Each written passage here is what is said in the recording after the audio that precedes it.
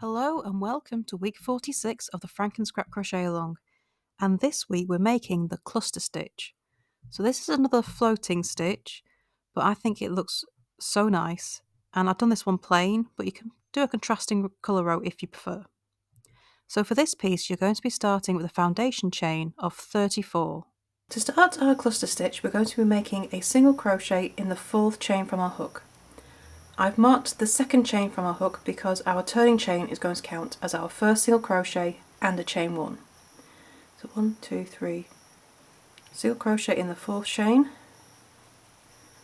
Okay, so that is our chain 1 here, and then the chain that I marked is the top of what's going to count as our first single crochet of the row. So after you've made your single crochet, chain 1, skip the next chain, make a single crochet in the next chain. Chain 1, skip the next stitch, make a single crochet, and repeat that across the row. Chain 1, skip a stitch, single crochet. Okay, repeat that across the row until you get to your last stitch, which will be a single crochet. Okay, and that's row 1.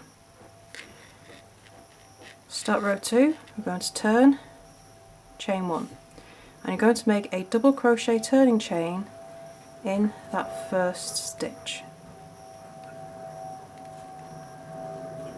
Just going to pop a stitch marker in. Okay, so working into the chain space, so right in here, we're going to make our cluster, which is a double crochet 3 together. So yarn over, hook into the chain space, yarn over, pull up a loop, yarn over, pull through 2 loops. Leave 2 loops on your hook. Yarn over, hook into the chain space, yarn over and pull up a loop, yarn over, pull through 2 loops, 3 loops on your hook, yarn over, back into the same chain space, yarn over, pull up a loop, yarn over, pull through 2 loops. You now have 4 loops on your hook. Then yarn over, pull through all 4 loops, and that is your double crochet 3 together, which is your cluster. So when you finish your cluster, chain 1, and then we skip to the next chain space and repeat all over again. So after your double crochet 3 together, you're going to chain 1, then you skip to the next chain space and make another double crochet 3 together. Okay, so a double crochet 3 together is 3 part made double crochet, which when you've got all 3 there, you'll have 4 loops on your hook, yarn over, pull through all 4 loops, chain 1, and repeat that all the way across your row.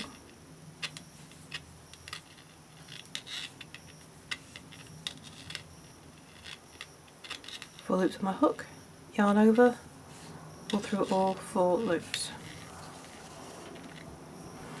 Okay, so you're going to repeat this until you get to the last chain space.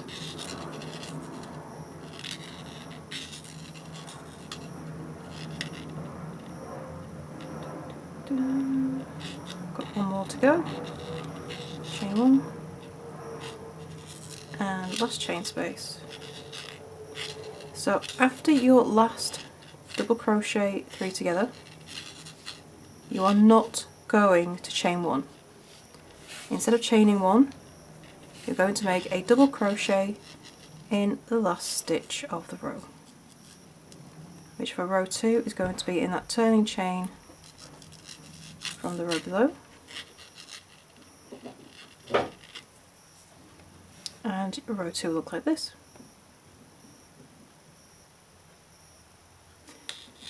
So row 3, turn, chain 1, make a single crochet in the first stitch.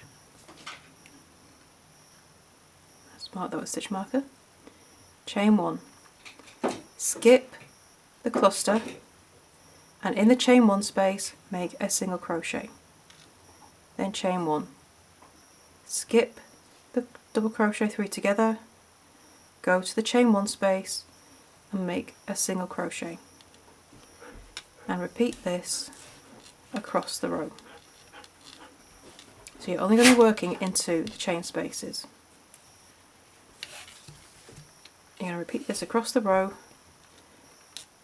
and then your last stitch of the row will be a single crochet in the last stitch.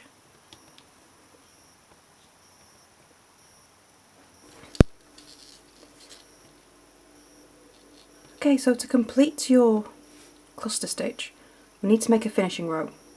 That's if you want to end on a row of the single crochet. So after a row clusters, you turn, chain one, make a single crochet in the first stitch.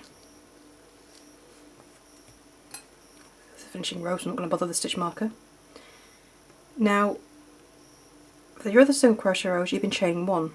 Instead, make a single crochet in the top of your cluster. Make a single crochet in the chain space, make a single crochet in the cluster,